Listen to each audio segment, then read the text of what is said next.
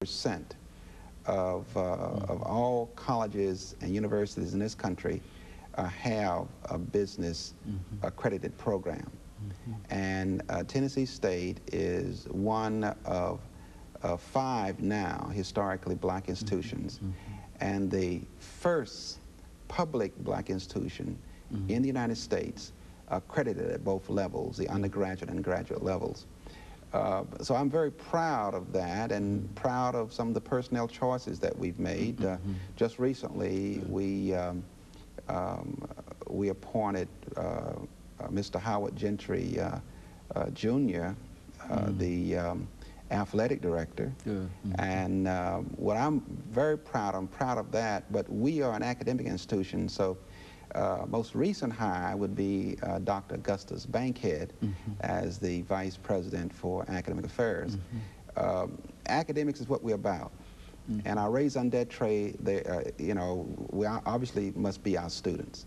So if you have a very good academic program and you have students who are about the business of knowledge, the acquisition of knowledge, I think a lot of things can get done. So while we do have that beautiful campus, what makes that campus really beautiful, the personnel that we have, the students that we bring in, and the caring faculty that we have, those are the elements that make a very good campus.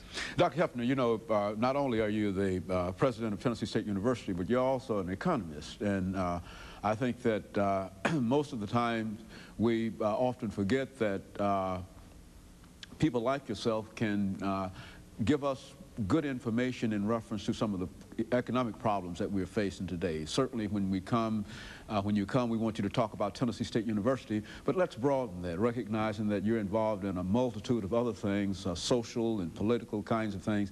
Let's talk about some economic situations and some economic problems that you, as an economist, have seen up to this point. I'm very concerned about the African-American male.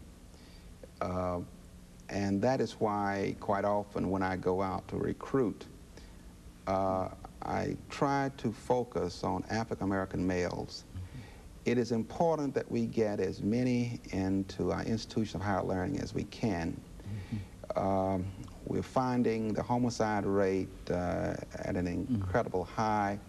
We have these individuals in prison, and if we don't do anything about it, all of us I think will be at peril. And but more than that, when you put a young person, an African-American male, in college, you are really cutting your costs to society, because if you put that person in prison, as an economist, I know the differential in costs. And so you get off really economizing and lowering costs by educating these young people. And educating them, what you end up doing is creating economic development.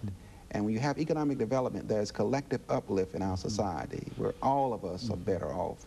Right now, with that reservoir of African-American males out there unemployed, if we don't take it upon ourselves in higher education, do something about it, we're all in trouble. What are some of the suggested possibilities of being able, as an institution of higher education, being able to reach this segment of the population, especially when we think in terms of many of them not having completed their education, high school education, and consequently are not prepared for college? What can we do from an education point of view to deal with this?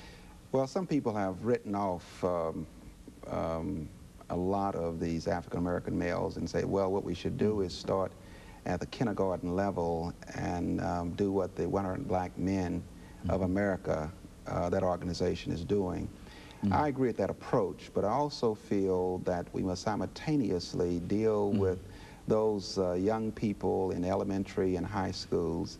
And I think that if we begin to reach out, colleges and universities, have these individuals to come to our campuses, go out and work with the school systems, not just wait for something to happen. I think much can be done there. And here's where the sororities and the fraternities on our campuses can take up that battle against poverty, unemployment, ignorance. And ignorance is not a very good thing. And so I think that those of us in higher education must use students who are interested in doing social things, and this is what the Clinton administration would like for students to do in this country, so they can cut their indebtedness to the government. I think if we can do more of that in reaching these students and bringing them in and providing them with an environment different from what they have right now, we have a chance of winning. These are what we call prevention programs. That's right. That's right. And I think that you ought not to wait. I